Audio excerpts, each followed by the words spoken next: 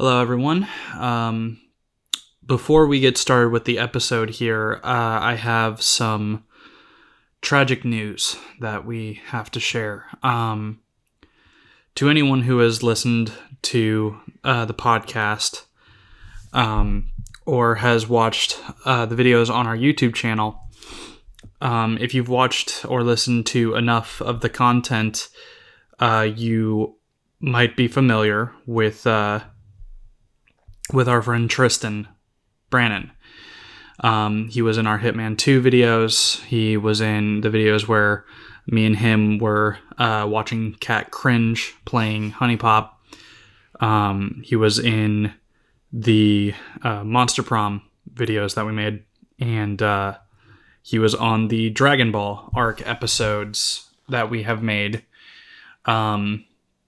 beginning with arc 2. So if you're watching this episode, it stands to reason that you've probably seen those other ones. He unfortunately, the night before New Year's Eve, was killed by a drunk driver at 11:48 p.m. Tristan was minding his own business, just driving home from work. And this, I guess I have to say man, but I'd prefer to say monster, who was 3 times the legal limit, had chosen to get behind the wheel, swerved into his lane, and Tristan was found dead at the scene. Tristan was one of my best friends ever since meeting him in university, and I just wish that we had gotten to do more stuff with him. We only knew him for 4 or 5 years. It feels like so much longer than that. Like, I had in a horrible and just a horrible thing today. Like, today he would have been 24 years old.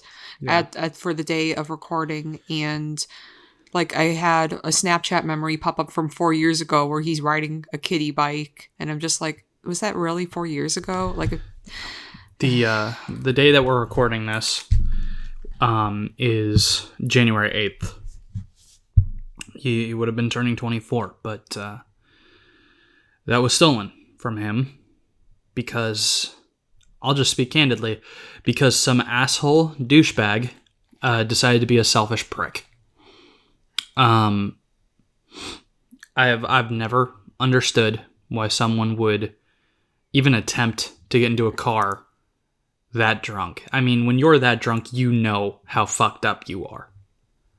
You just know. Like, when you're swaying... It's a miracle that you would be even, like, you can even make it to your car without passing out.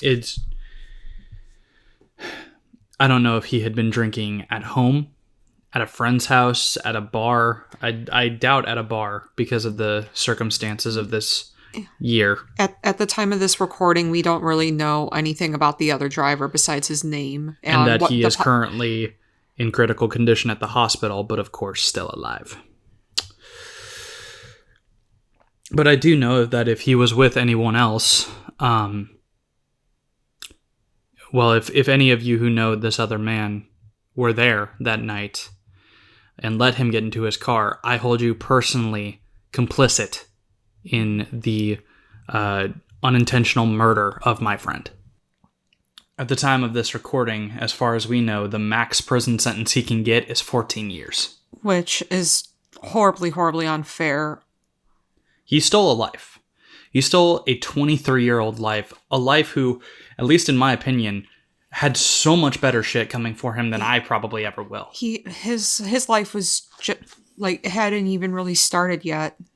He was a part of this channel. He was someone who wanted to be more a part of this channel, and in that we were trying to convince him to move into an apartment with us, you know, that we could all have as both our home and workspace for our content, where he could basically become permanent third member of the of the group, and I still can't really bring myself to fully comprehend it. And I don't know if I ever fully will. Mm-mm.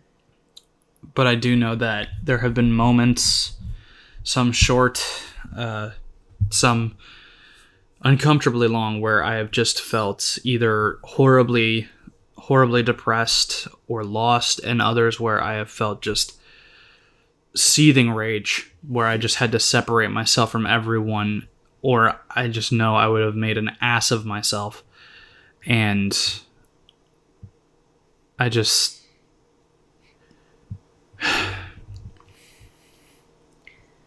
There have been several gut punches for me in the past few days where I'm afraid to get behind the wheel, or I just all of a sudden just the reality hits that like I haven't had a lot of death in my life, like besides my grandparents, but you kind of mentally prepare yourself for those. But then just for someone close to your age just be taken like that, it just makes the fear of that just heightened, and it's only natural that that would happen. But I guess all what it really boils down to is it was horribly it was not right that he was taken from us so soon. We already met. It's only been a week, but we miss him so dearly.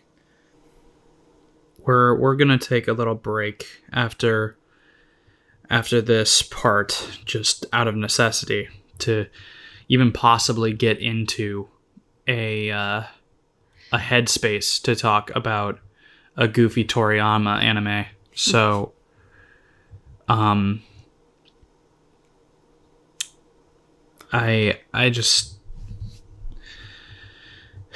looked through all of the videos and podcasts that we had, and it made up about 52 gigabytes of data. I don't know why, but I've been obsessed with numbers ever since this. But it just feels like there should have been so many more.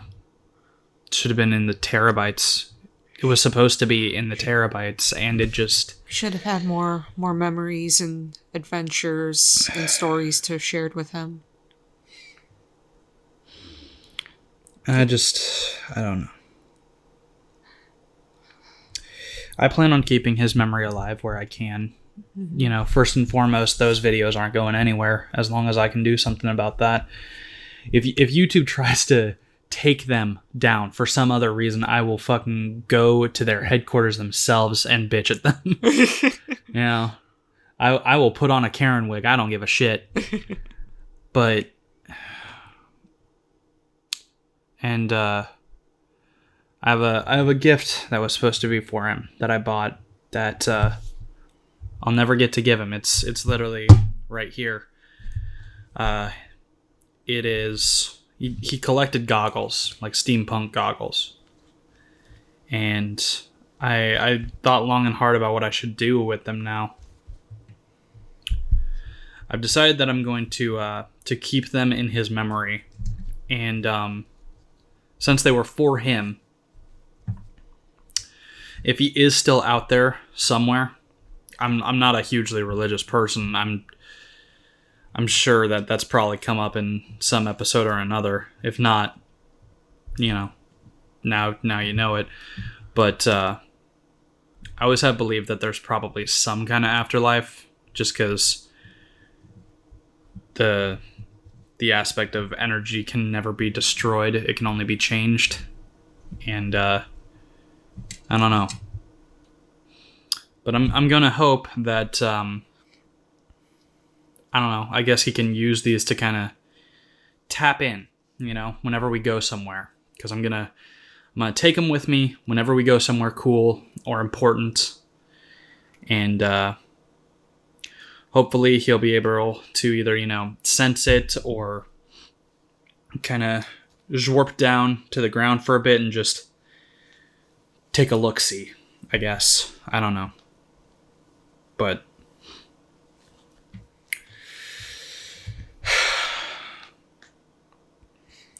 What happened that night was never supposed to happen. Mm-mm. People are supposed to be smarter than that, but they're not. So to any of you who may, enjoy a drink now and then or anything like that, please, for the love of God, don't get in the car. Think for a goddamn second before you do something that's stupid. You're not only endangering yourself, you're endangering others. We're going to take a break. By the time that we come back, you'll have seen the intro sequence or heard the intro sounds. So not much time will pass for you, but for us, it might be a couple days. So yeah. Understandably. But when we come back, we'll be talking about the general blue arc of Dragon Ball. And if this topic was too heavy and you need a second to pause, please feel free to do that. Mm-hmm. Maybe go refresh yourself on said arc or watch it for the first time if you never have. And that'll definitely help you take your mind off of it for a little bit. But sorry to open with something so heavy and go on for so long, but it needed to happen. Mm-hmm. He was a part of this channel, a part of this show. And you deserve to know, and we deserve to be able to say it. So we'll be back.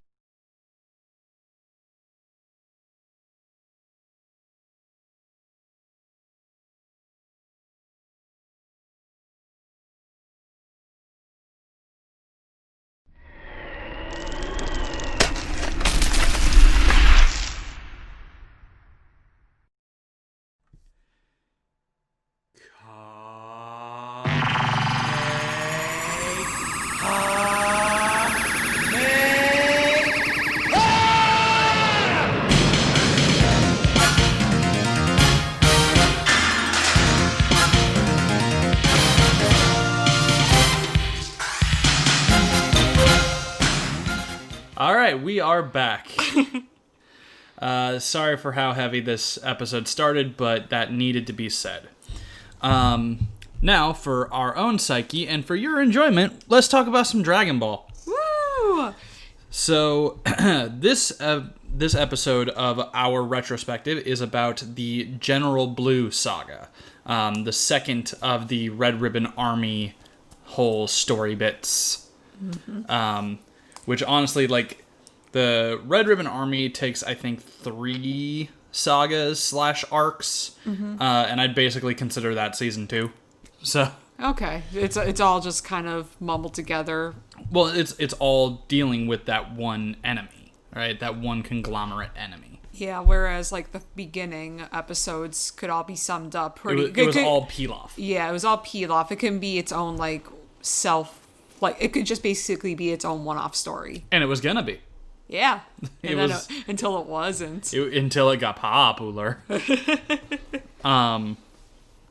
But yeah, so this one starts and we meet back up with Goku and Mini Bulma. I honestly, because it had been a little while since we had watched Dragon Ball from the last arc. When Bulma was shrinking and making herself big, I'm like, I forgot she can do that. Yeah. And then eventually she gives Roshi the thing to do that. This was the fucking worst. And with a lot of things that involve Master Roshi, eventually that is completely forgotten about. Oh my god. But yeah, so they're using the Dragon Radar. And they go to an island where a Dragon Ball is supposed to be. But they find out that it's not on the island while they're scouring that island. Goku goes around and is scouring the area for the specific Dragon Ball. And I think he was looking around in the ocean, basically trying to get close to it. That way he could dive down and hopefully get it, because Goku is very naive and he's only dealt with rivers before. Man, this is a big body of water. Yeah. Meanwhile, Bulma is just kind of hanging out on that island, and oopsie-doopsie, Red Ribbon's here too. Being creepy. Well, you know, it's an anime. It's from the Japan.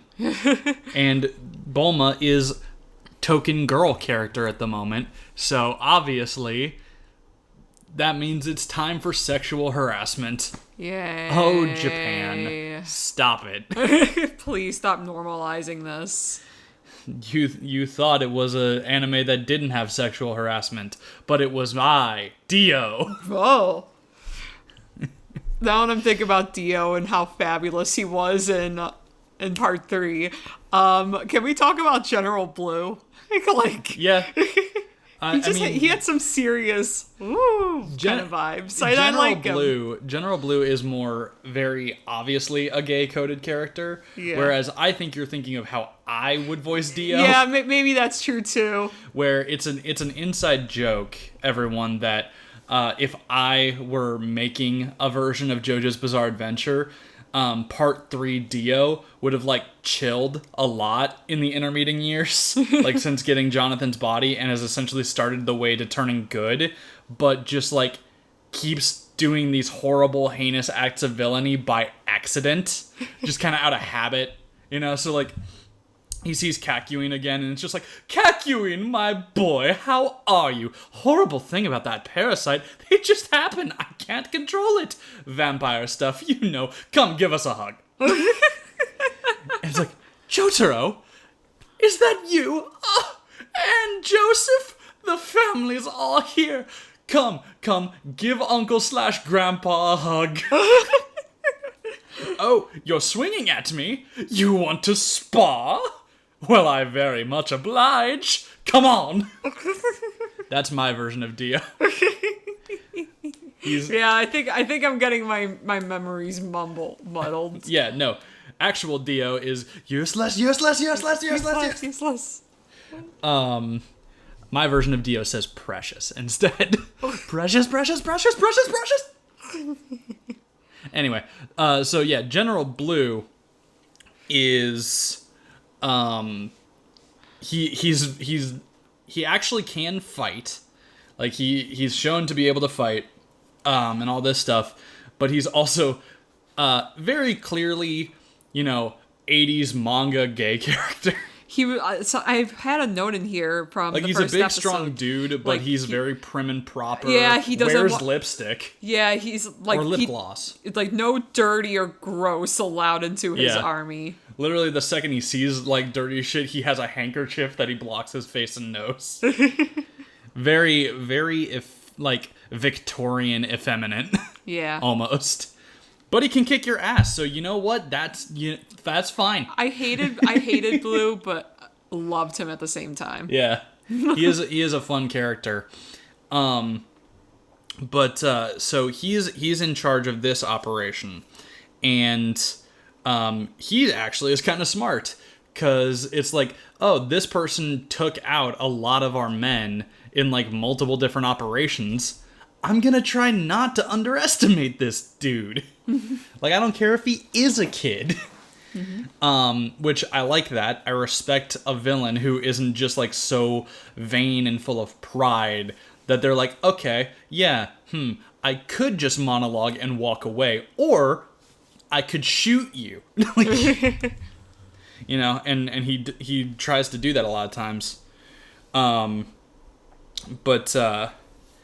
Yeah, so the Red Ribbon Army, there's two guys, two helicopter pilots, and they threaten to, do very not okay things to Bulma.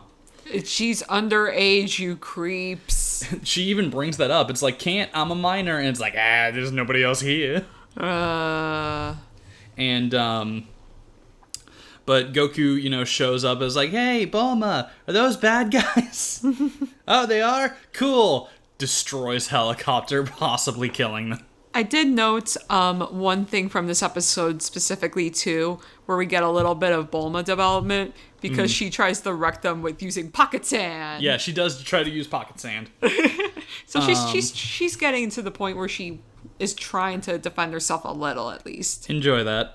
While it lasts. No, Scott, don't. I know. Bulma's not a fighter. I know she's not. She's never gonna. She will become more useful and more of sort of like an actual equal to the team as the story goes on, but she's never a fighter. She is guy in the chair. That's what I'm saying too. Although I think it would be really cool if, she had like a fucking Ripley moment from Aliens where she just comes out in the fucking power loader. Get away from them, you bitch! Boom!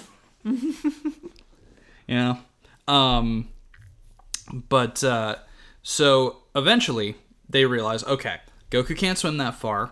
Bulma doesn't have her caps, like her dino caps, because she accidentally switched the holder that she had with her dad, and all he has in his are dirty magazines.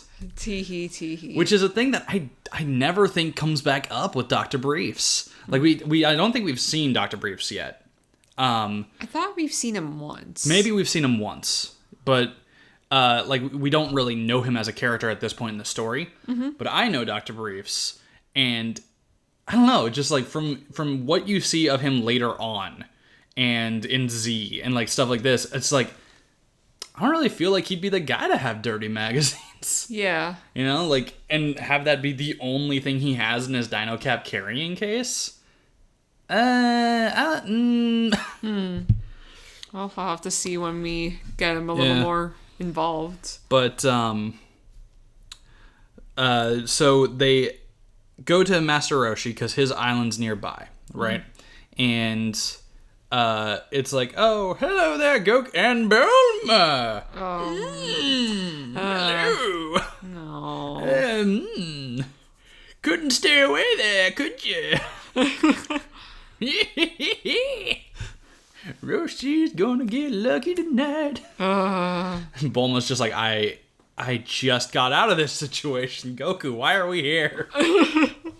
But, Goku's like, I think Master Roshi has a sub. And it's like, not only a sub/plane.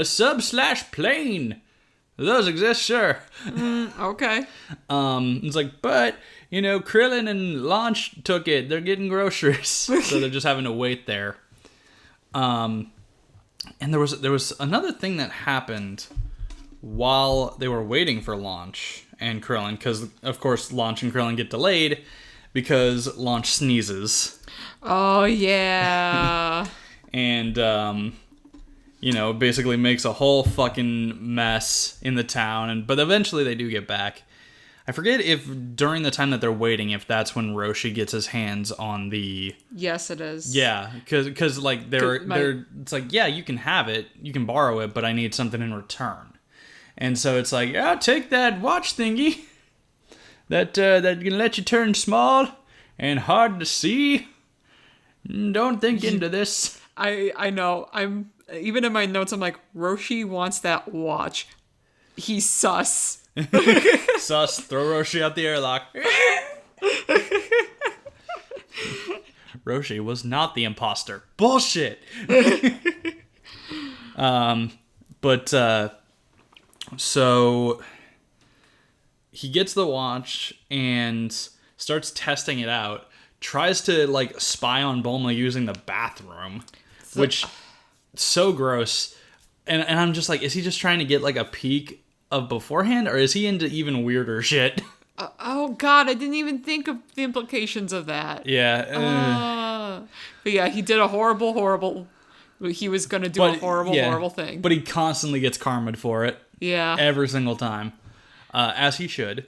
Mm-hmm. And just as, Mineta, his successor in My Hero Academia, gets punished every time he's creepy. Good. The creeps need to get punished when they do it, because remember, these are books where the demographic is teenage boys full of hormones. So I just see every time that they make a character like that, and they succeed in that character constantly and immediately getting punished for it. And being hated. Yeah, that's a warning.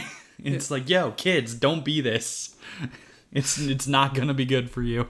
The worst ones is when it's like, oh, hey, you know, our friend now has a healthy relationship. We hate him. Like that's not a good lesson to teach. Yeah, but I like when we were watching this, like I look over at Scott when this whole thing is happening, and he looks at me, quote word for word what he says to me. I swear Roshi gets less hateable. I think he does. They think this is the worst he gets. Yeah, I think that this is the worst he gets. I'm pretty sure, unless I'm forgetting something, I think that this is the worst antic he does.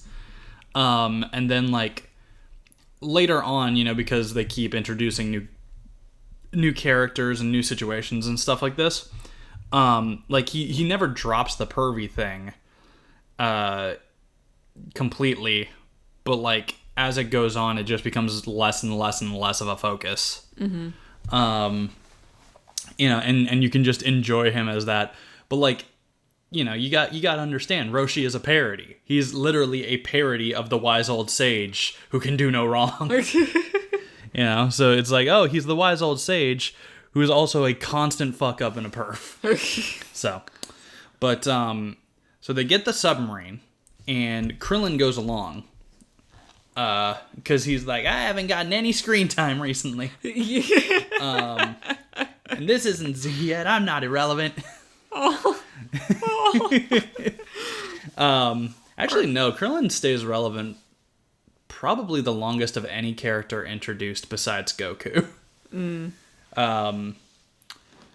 But like, so they go to there and they go through this whole rigmarole getting to the thing. The Red Ribbon Army tracks them down.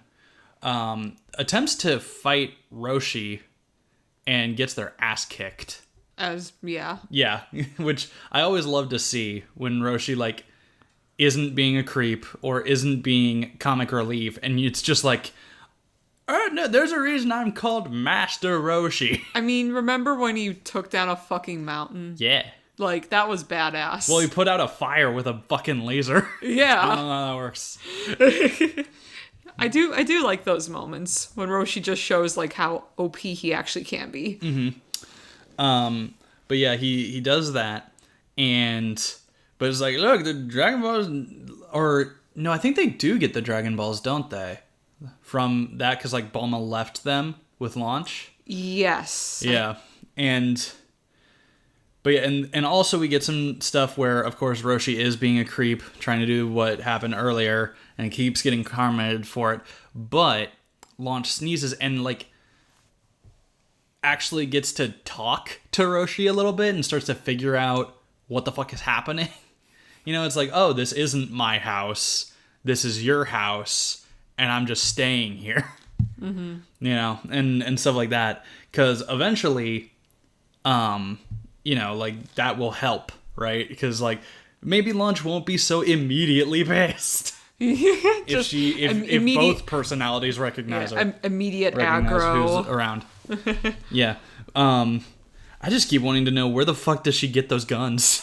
Yeah, really. Like, is Launch just holding them? When she's not? Because I feel like she would be like, why would I have these? Yeah, and that's the thing. Like, because I don't know if I haven't looked to see like an interview on Launch from the artists and stuff like that, but I'm like, something that I've always wondered, I'm like, how, like, blue-haired Launch, how much does she know about what's like, how tuned in is she? Because like they kind of make her seem like a ditz. But I'm like, is that a ploy? Like, is she playing dumb? I'm gonna guess no, because the artist has constantly said that he thinks one of his weaknesses is female characters. But like, aside from Bulma, he's just not great at writing female characters. In fact, there's literally a term in like Dragon Ball and Toriyama works where like a female character just stops being relevant or gets shunted to the side or something. It's called being Toriyama'd. So it's like, oh, you have this character who seems like a badass, but is a woman. So eventually they just, are like, okay, time to do woman things. Time to start a family and never do anything relevant again. That's Tori Ahmed. Ugh. And I will never forgive him for Videl. But we'll get to there. And you'll see why I'm so upset. Because Videl is best girl. Specifically second hairstyle Videl. Mm-hmm. I hate third hairstyle Videl. First hairstyle Videl is just kind of boring, but it's fine. That well now. But nothing broke. But yeah. But Videl's way later. They go in, Goku, Krillin, and Bulma are in the submarine, and they find this underwater cave system, right? And Krillin, meanwhile, I don't know why Krillin knows this, but it's like, I heard there were pirates here, at some point.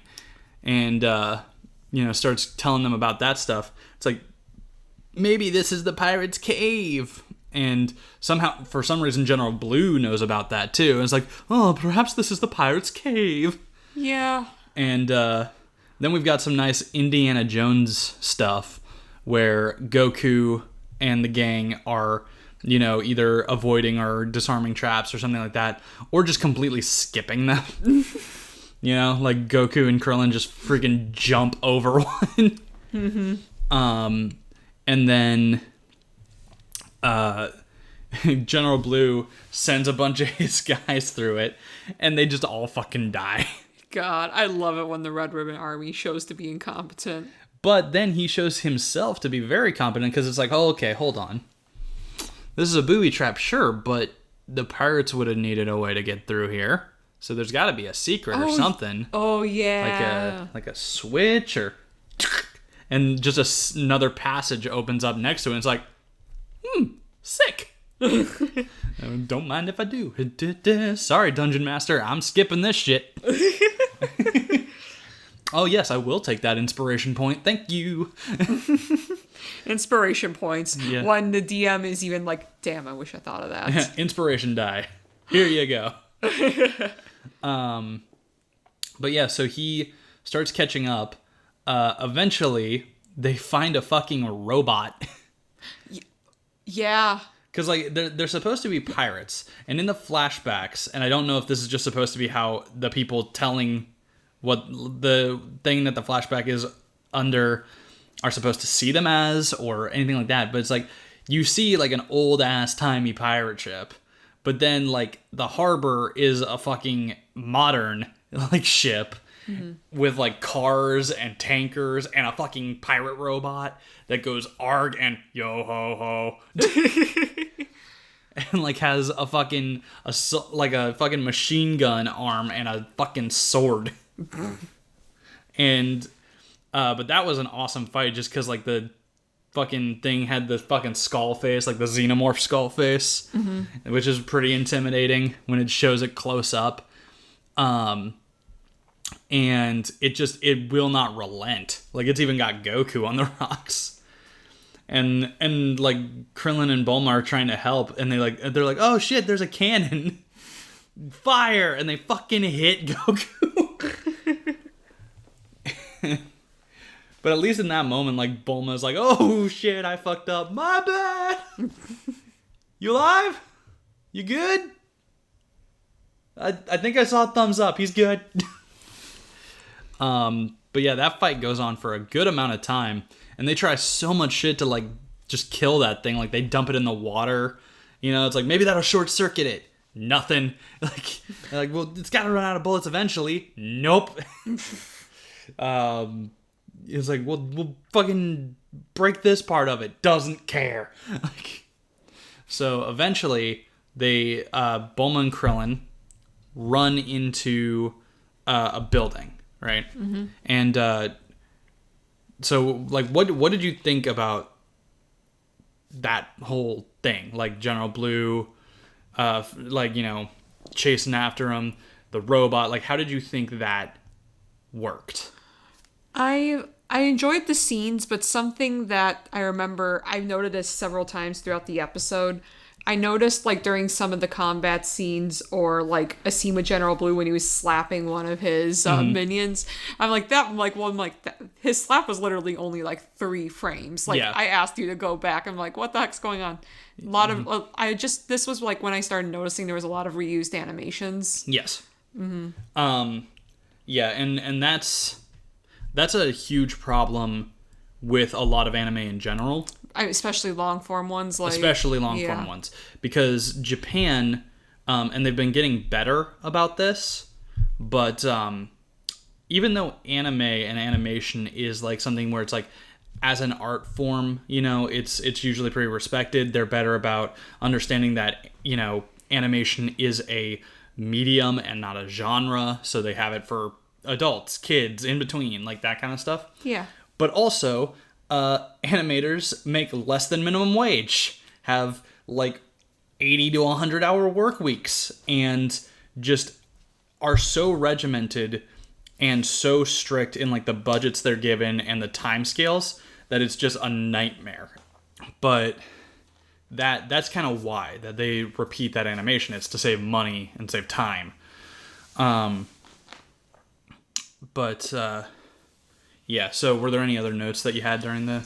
I did notice that I wrote to myself that I felt a lot more engaged during this arc so far, because I think, and I'm trying to think back, well, like, why did I think that compared to, like, General Light? And I think this one's a little more exciting, because it feels like they're actually on some sort of wacky adventure, and you got 2 separate parties, heroes and bad guys, chasing after a Dragon Ball. So it's kind of a race of who gets to it.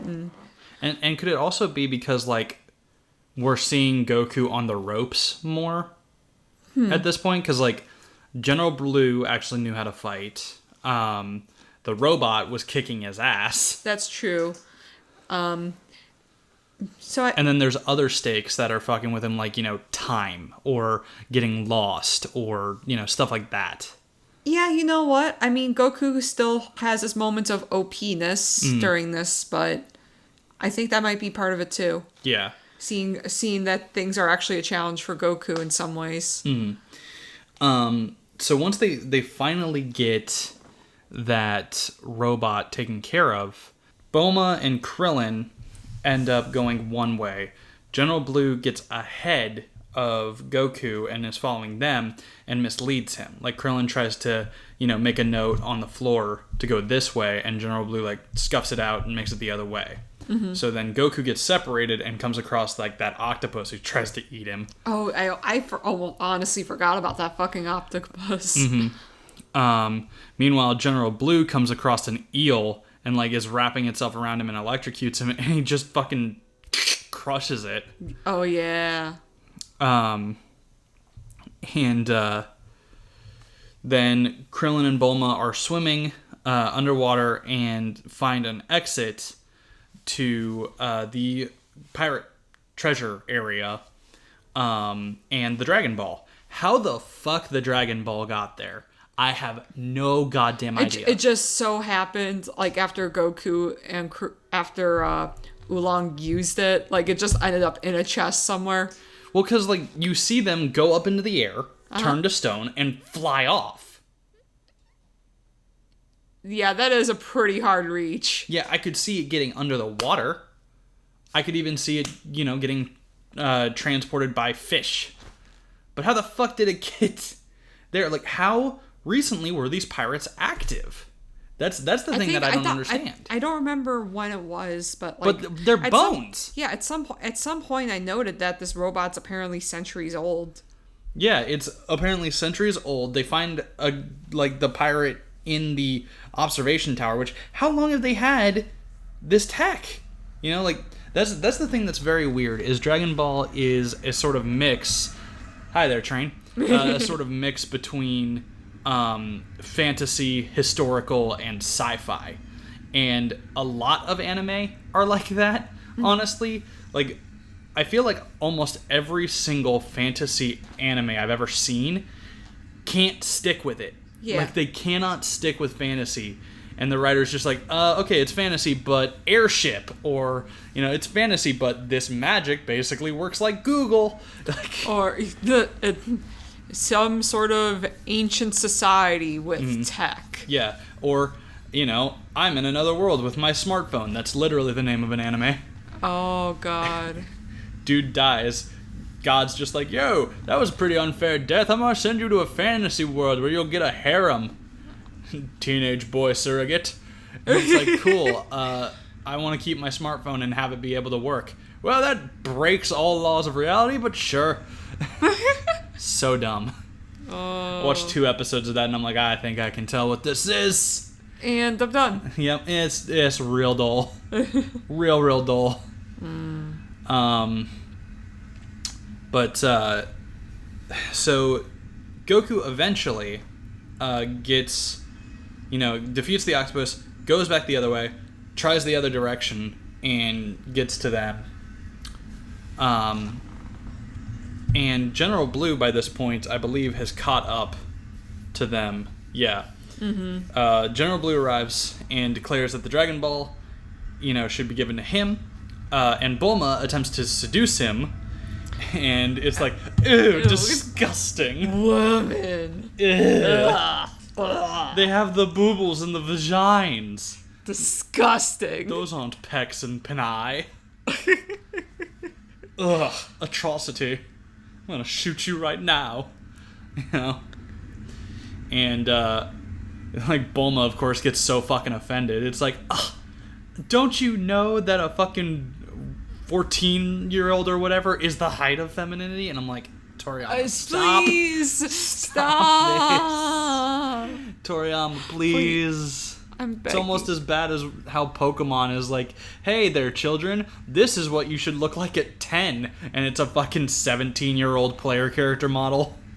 But, so Goku arrives just in time.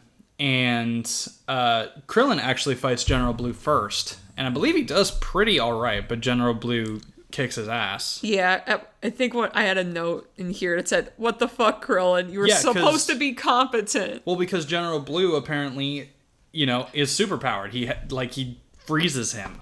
Yeah. And, renders Krillin helpless and just beats the shit out of him.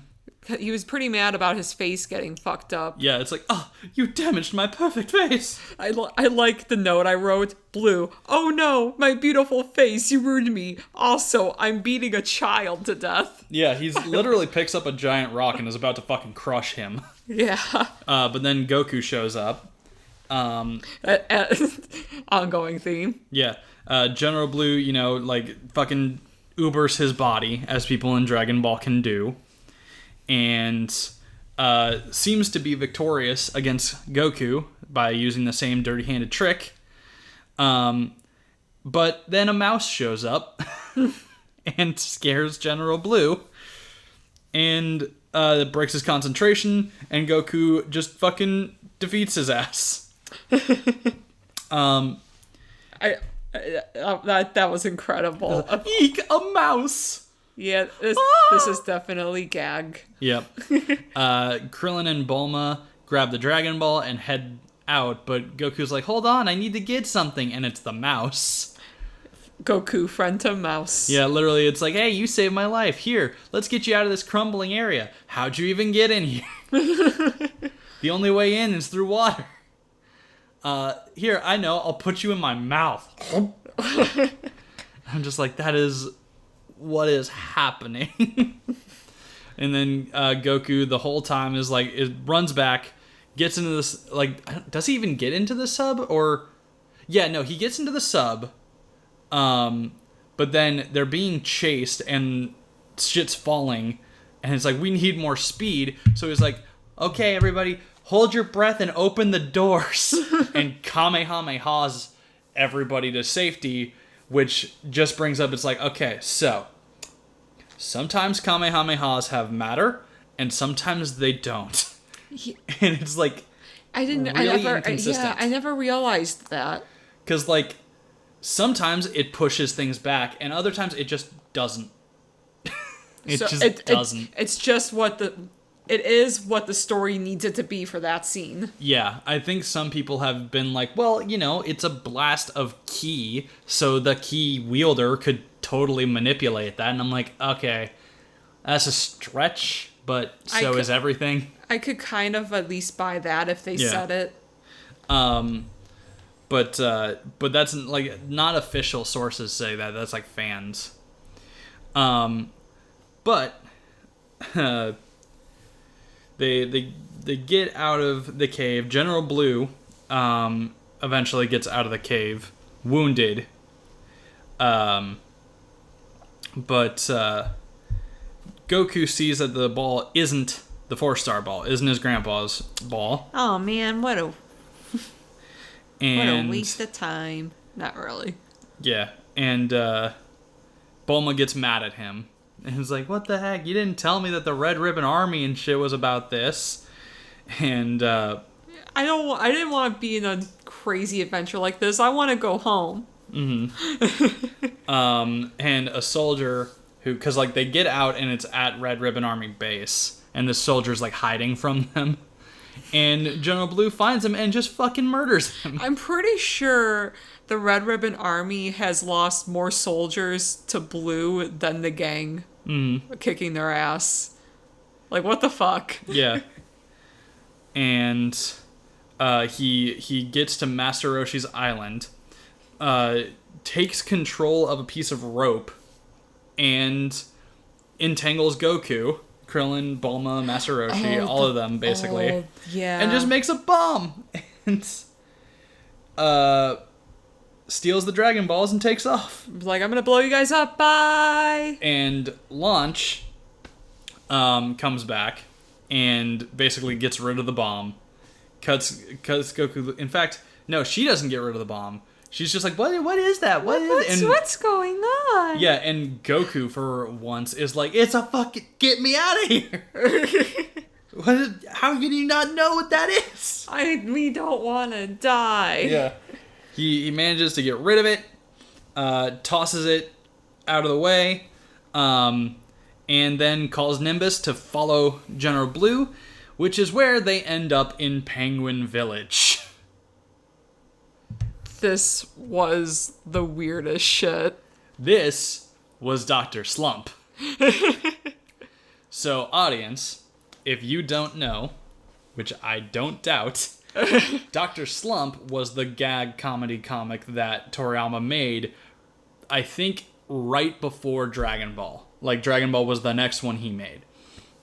And it stars a doctor named Dr. Slump, as a nickname. I don't remember what the fuck his real name is, who cares. And a cast of characters, including a robot girl that he made, who essentially is the strongest being ever.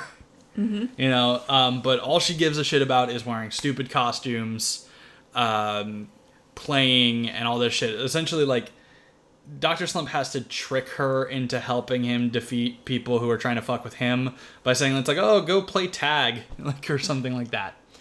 And it's even more of a gag comic. But they arrive in Penguin Village, and we see that a bunch of characters who I'm sure are characters that people who knew Dr. Slump would be like, oh, it's these guys.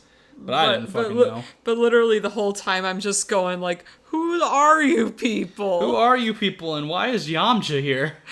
Discount a great value Yamcha. Yeah, because there's literally a character in the cafe who's wearing a martial arts outfit and has Yamcha hair. Specifically, he has Yamcha hair after Bulma cut it. You know? So I'm just like, what the... Yamcha? The fuck? Is Penguin Village near the fucking desert that Yamcha lived in? How does he know these people? And it's like, oh no, that's not Yamcha. And I'm like, I feel like this happened the last time I watched this, and the time before that. Every single time, I forget about this part, and I'm just like, what? Yamcha? What the fuck? What are you doing? Why are you here? Oh, that's not Yamcha. But anyway, so we meet up with, like, all of these characters who are supposedly from Dr. Slump. Hip hip hooray. But there's, girl, boy who is part-time cop, I guess. Arale, these two fucking cherub angels, Valentine's Day cherub, not biblical cherub. If they were biblical cherub, that'd be even more terrifying. And a telekinetic floaty baby, Dr. Slump, and wife of Dr. Slump. Maybe she had more of a character in the manga, I don't know. But right now she is wife of Dr. Slump. And I assume mother of floaty baby. Maybe. I don't know, I didn't read it, I don't plan to. I'm just, at this point, I'm just like, I don't know what's going on. I'm just here for the ride. Yeah, there's another one of Oolong's people, a pig man. There's a dude who's obsessed with being on TV. Like he talks at the camera like a news anchor. There was a police officer. There were some police officers. 2 aliens who keep thinking that junk and like litter is treasure. Oh god, I forgot about that. Just a bunch of fucking weird ass characters. And so all of these things happen, and General Blue and Goku show up to that in opposite places. And essentially the next few episodes are just both of them being like, what the fuck is this town? Why does the sun suddenly have a smiley face? Yeah. What was the girl's name again? Arale. Arale. Yeah. Arale is apparently pure of heart too. She got to ride on the Nimbus. Well, she doesn't have any heart. She's a robot. Yeah. And it's it's not like he tested Ader. He didn't test it to see if Android 8, the Frankenstein looking one, could ride the Nimbus.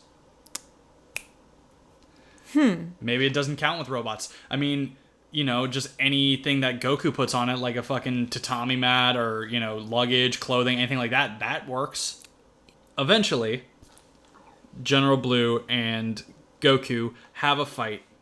But the telekinesis shit keeps, screwing Goku over.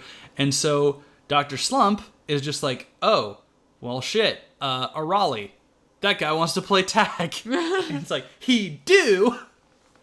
Like, I feel like if Arale was made now, she would be a lol to random memer. Yeah. Like, talking, like, it's like, oh, that guy wants to play tag. Him do? And that kind of shit, Hit somebody and says, like, lol, memes. Does a caption. But she basically just fucking Yeetus Bluetus is him. Just Yeetus Vanitas is him right out of the fucking plot. Into the sky. Literally, I think it does the Team Rocket ding. Yep. Which probably means that Team Rocket is actually doing the Dragon Ball ding, because Dragon Ball would have come first.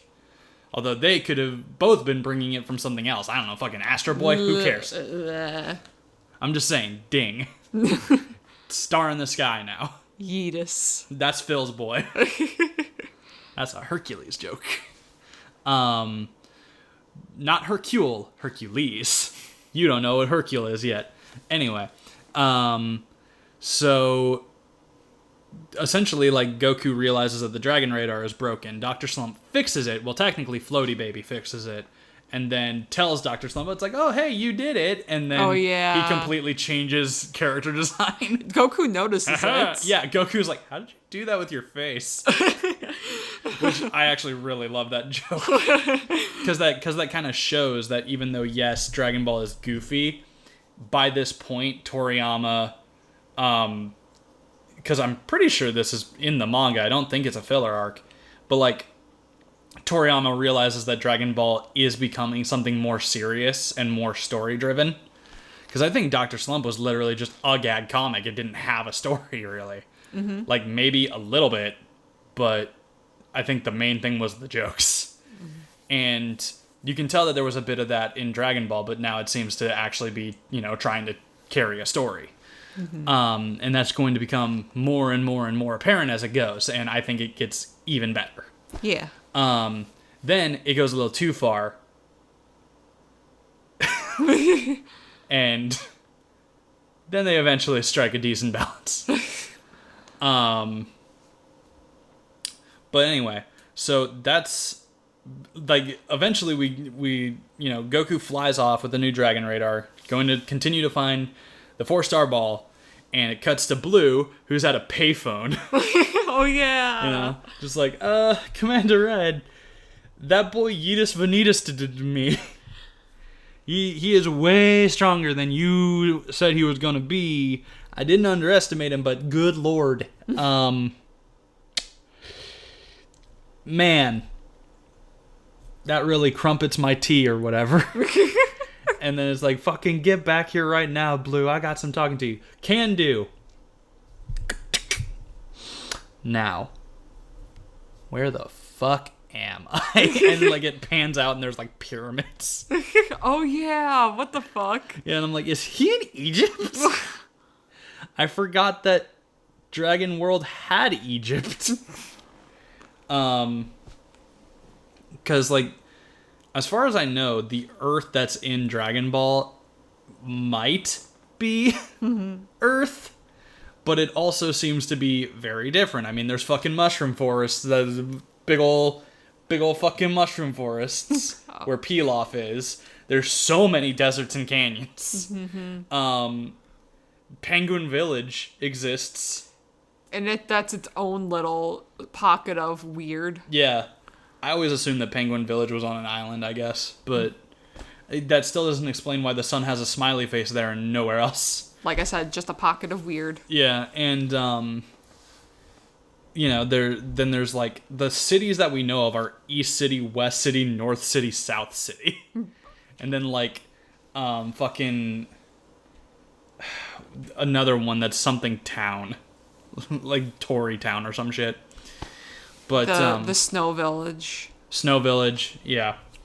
And so it's just like, I don't know where we are. Yeah. But apparently Egypt exists. Where is the map? Yeah. So, that's basically it. Goku goes off to continue hunting for the Dragon Balls, and inevitably will run into more of the Red Ribbon Army, because that's what they're looking for too. Meanwhile, Bulma is now back out of the party. Krillin is out of the party, and so are Master Roshi and Launch.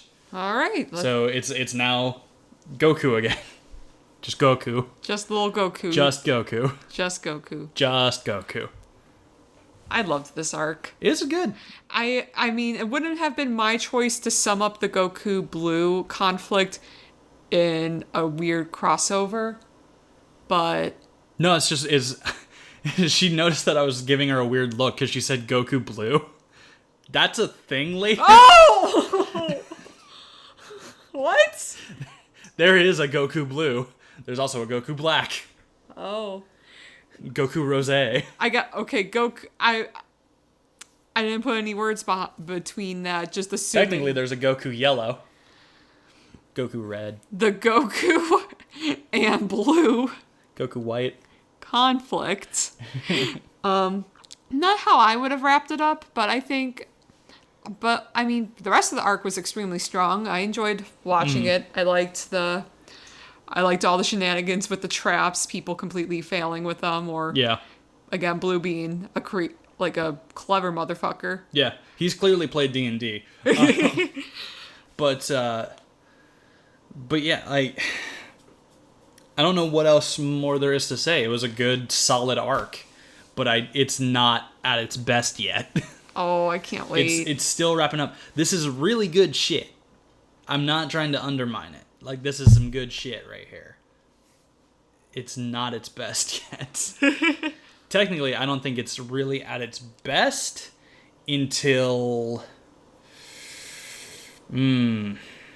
probably second arc of Z. Mm-hmm. Second arc of Z, and then like probably arc 4 of Z would also be the best, because it's Raditz, Saiyan, Namek. 4. But yeah, so that's the General Blue arc. Yay! Best is yet to come, and I'm still enjoying the ride anyway. Yeah, that's pretty much it. I feel like I'm doing a disservice by not going for like 2 hours, but it's pretty standard Dragon Ball, but it's good. Like it's very well done Dragon Ball, but it just feels like, yeah, this is Dragon Ball. Yep. Mm-hmm. Everything is here. This seems right. Nothing's amiss. Yeah. Oh shit, Yamcha. Like, yeah, we forgot him again. Is Yamcha? I was just thinking about that. He just got sidelined so hard. Yeah, I mean, he'll come back eventually. He has some cool moments later on. Okay. And then he doesn't. Well, yeah, I'm expecting that. But this, I think this, we've got one more arc until I think my favorite Dragon Ball arc that's not the objectively best one. Objectively. Oh, yeah. Mm-hmm. There is an objectively best Dragon Ball arc. And it's right near the end. Mm-hmm. It's so good. Oh, boy. I want to watch more Dragon Ball. Yeah, but we're... What have you done to me? I don't watch long animes. The next one we've got is the Commander Red saga. Commander Red, ooh. Yeah, and then after that, I forget what it's called, but I don't think it's called Mercenary Tau arc, but there's it might be the Tien saga. Is Tien coming up soon? Tien's pretty good too, honestly. Let me look them up real quick. Dragon Ball sagas. Let's see. List of sagas. I mean, I think it was on the Wikipedia page too, if you scroll back up. Probably, but nah. I literally have it right in front of me. Yeah, Commander Red, and then Fortune Teller Baba. Fortune Teller Baba's a great arc. Oh, there's some good shit there. That's just a fun one. And then, yeah, then we've got Chen Shinhan. Hell yeah. But Commander Red, actually no, Commander Red is the one I was thinking of. Really? So this next arc is a great one, and then we've got another great one, and then we've got an okay one, and then we've got a great one. An okay one, a great one. But yeah, our next episode is the Land of Korrin, and oh, you're gonna like Korrin. Oh. You're gonna like Korrin. You're gonna like Korrin. You're gonna like Upa. Yeah. Okay. We're getting somewhere now.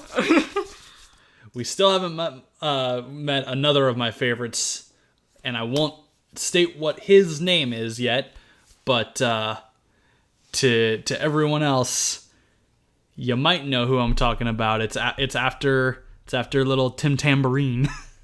I just want all the listeners to know that we're just smiling like idiots right now. Scott's excited to show me things. Oh, because this is where it starts getting real fucking good. And I thought we still had another arc. Me excited to actually see things. Oh my god, this is where Mercenary Tau shows up. Hell yeah, dude. I fucking love Mercenary Tau. I'm so that excited. Dude is so fucking epic. Holy shit. I can just imagine that one of the things that Mercenary Tau, actually two things that Mercenary Tau does, it's gonna be one of your like, wait, what? All caps notes. Hell yeah, dude. Fuck yes. He's so happy right now, guys. Oh my god, guys. Something tells me that the next Saga of Dragon Ball episode isn't gonna be so spaced out. Hell yes. Fuck. Alright. We'll talk to you later, guys. We're out of the ice. You can, if you're listening here on iTunes, any other podcasting thing, Spotify. that's great. Mm-hmm. We also have a YouTube channel where these videos are, and these ones, because they are the Dragon Ball ones, have a special intro, which you can hear, but has a visual effect on the video, and has special artwork. And that's only on the YouTube, just because as far as we know, I don't think we can change the thumbnail individually for episodes in most podcasting apps. I think I technically can do that on Libsyn, but like... Yeah, but I think a lot of them, they just do the series picture and not like individual episodes. Yeah. But at the end of the day, F it. Go check out our YouTube channel if you want to see it. We also have Let's Plays. And I just got Dragon Ball FighterZ on Steam. So who knows? Maybe I'll eventually do a Let's Play of that where I just keep kicking Kat's ass. No. Or, you know, when we're getting into Dragon Ball Z, maybe we'll start up a fresh file on Dragon Ball Z Kakarot, you know, and we'll play the story along with watching it. Oh, that'd be kind of fun. So yeah, more Dragon Ball stuff to come with. We're getting into the good shit, and I didn't even realize. I thought we had an arc left. See, we're so excited right now. We forgot to drop the name of our YouTube channel. Kingdom of Geekalon. Yeah. Kingdom of Geekalon is what it is. Kingdom of Geekalon. Yeah. All right. Look forward to it, guys. All right. I'm Kat. I'm Scott, and we're out of the ice. Sensu Bean incoming. What?